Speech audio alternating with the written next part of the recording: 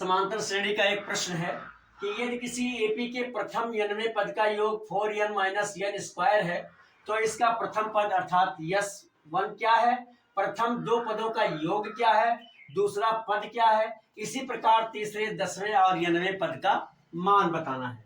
तो आइए हम इसके हल को देखते हैं। हल हो जाएगा ऐसे में पहला पद हमें ज्ञात करना है तो n इक्वल टू 1 रख देंगे प्रथम पद, और वही SI भी है प्रथम पद, क्योंकि किसी भी श्रेणी का जो पहला पद होगा वही पहले पद का योग भी होता है, इसलिए प्रथम पद को ही S1 भी लिख लेते हैं हम, और यही मुझे बताना है।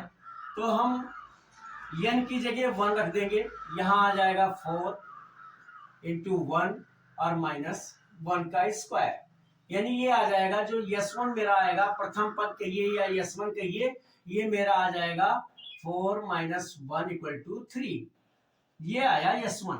अब इसी तरह से मुझे दो पदों का जोड़ बताना है तो हम n की जगह 2 रख देंगे, दो पदों का जोड़ अर्थात S2, दो पदों का योग अर्थात मुझे बताना है S2, ये S2 हो जाएगा, यहां हम n की जगह 2 रख देंगे तो हो जाएगा 4 और इंटू n की जगह 2 हो जाएगा और माइनस n स्क्वायर, n की जगह हम लिख देंगे 2 और इसका वर्ग कर देंगे तो ये आ जाएगा 4 दूनी 8 और 8 में से ये 4 निकल जाएगा तो आ जाएगा 4। अब मेरे जो मेरा प्रथम पद आए वो 3 आए, यानी पहले पद का योग भी उसे कह लीजिए 3 आया, और ये आया दूसरे पदों का योग हमारा आया 4। अब हमें अगर दूसरा पद बताना है तो दूसरा पद बराबर होता है, दूसरा पद यानी A2 हमारा बराबर होगा, इसके हम दो पदों के योग में से पहले पद के योग को घटा देंगे, S2 और माइनस S1, यानी जो दूसरे पद का योग है उसमें से हम पहले पद का घटा देंगे। जैसे मान लीजिए हमारे पास कोई संख्या थी, पहला पद था 1 और दूसरा पद था 2, अब हमें पहले पद का योग तो 1 का रह जाएगा, दोनों पद का जोड़ हमारा 3 हो जाएगा।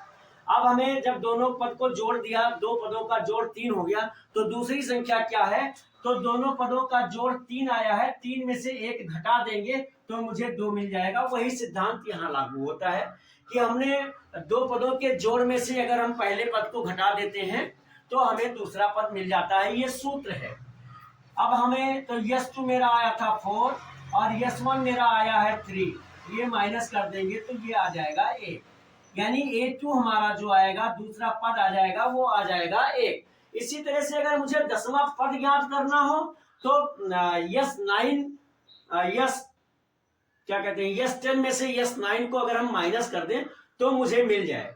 हम डायरेक्ट भी उसे लगा सकते हैं, और नहीं तो मुझे जब A1 पता है A2 पता है तो हम D निकाल लें इससे। अतः D बराबर हमारा हो जाएगा, आप जानते हैं A2 माइनस A1 होता है, तो इसमें से हो जाएगा A2 हमारा 1 है और ऋण 3, तो हमारा जो D आ जाएगा वो आ जाएगा ऋण 2, D का मान आ गया ऋण 2। अब इससे हम जो है हम वो निकाल सकते हैं तीसरा पद, 10वां पद और 11वां पद। तो इसके लिए अब हम यहाँ देखेंगे तीसरा पद यानी A3, तो मेरा A3 इक्वल टू हो जाएगा,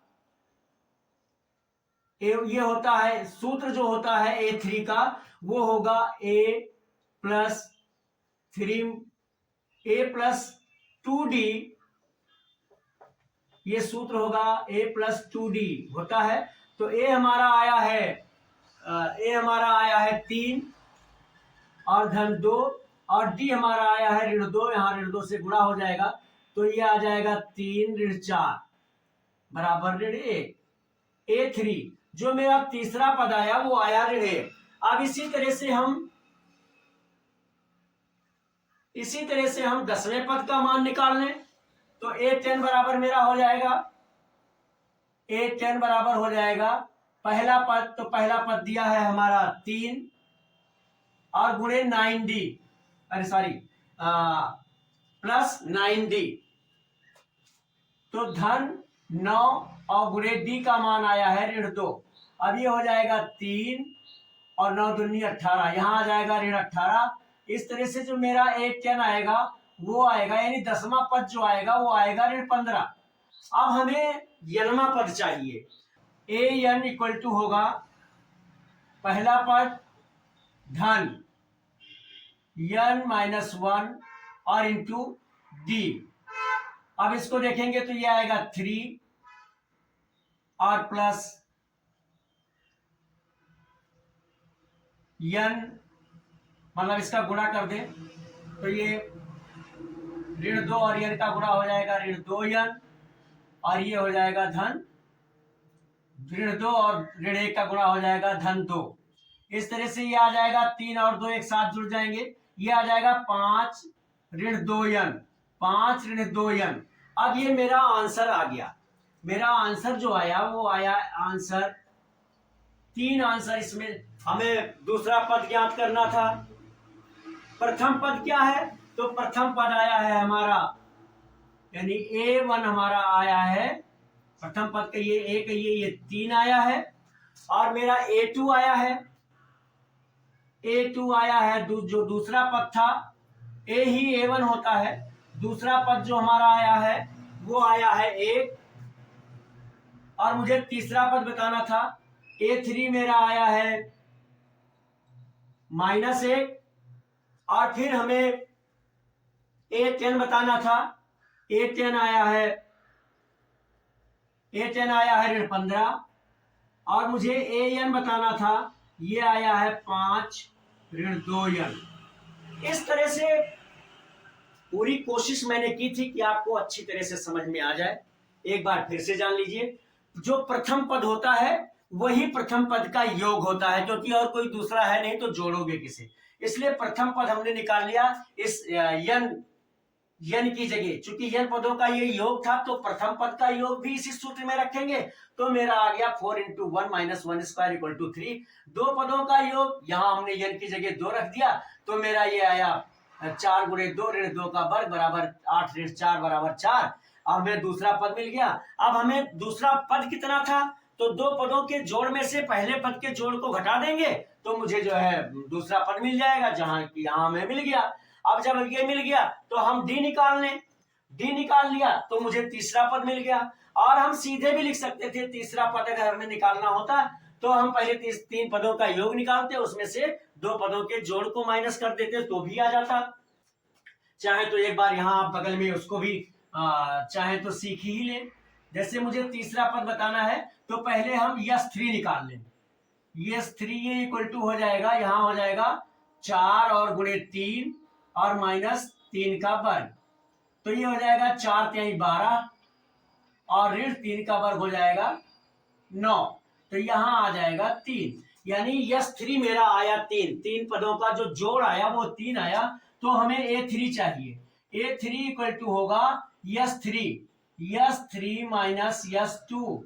S3 मेरा आया है 3 और S2 था मेरा 4, तो इससे भी मेरा निकल गया A3 इक्वल टू -1, जो यहाँ आ चुका है। इसी तरह से अब हम A10 भी चाहे तो निकाल लें, तो A10 निकालने के लिए मुझे S9 में से S10 को माइनस करना पड़ेगा। तो हम चाहे तो इससे भी देख रहे हैं, मैं आपको इसलिए बता दे रहा हूं कि ये भी आप जान जाए। ये 10 इक्वल टू होता है S10 और -S9। अब हमारा जो S10 आएगा वो क्या आएगा, S10 मेरा आएगा 4 × 10 और -10 का स्क्वायर, ये एक ब्रैकेट में होगा, और माइनस ये आ जाएगा 4 × 9 और -9 का स्क्वायर। अब ये हमारा आ जाएगा, ये आ जाएगा 4 × 10 = 40 और ऋण 100 और ऋण ये 9 × 4 = 36 और ऋण 81। अब इसको हम फिर देखेंगे तो 40 में से 100 निकल जाएगा तो आएगा ऋण 60, और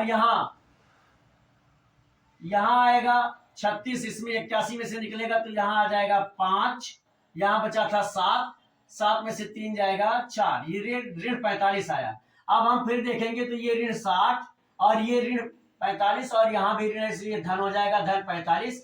इस तरह से मेरा जो 10वां पद आएगा वो आएगा ऋण 15, जो मेरा यहाँ आ चुका है। 8n बराबर ऋण 15। तो हम चाहेंगे तो इससे भी लगा लेंगे, नहीं तो हमें ये तरीका भी अच्छा है, आराम से निकल जाएगा। और जब मुझे ये सब मिल गया तो इसी तरह से हम an निकाल लेंगे। तो ज्यादा अच्छा था, मैंने a निकाल लिया, a1 निकाल लिया, फिर d निकाल लिया और उससे सारे पद निकालते चले गए, मुझे इतना नहीं करना पड़ा। फिलहाल मैंने दोनों इसलिए लिख दिया है कि जो आपकी समझ में आ जाए उसी से हम हल कर लें।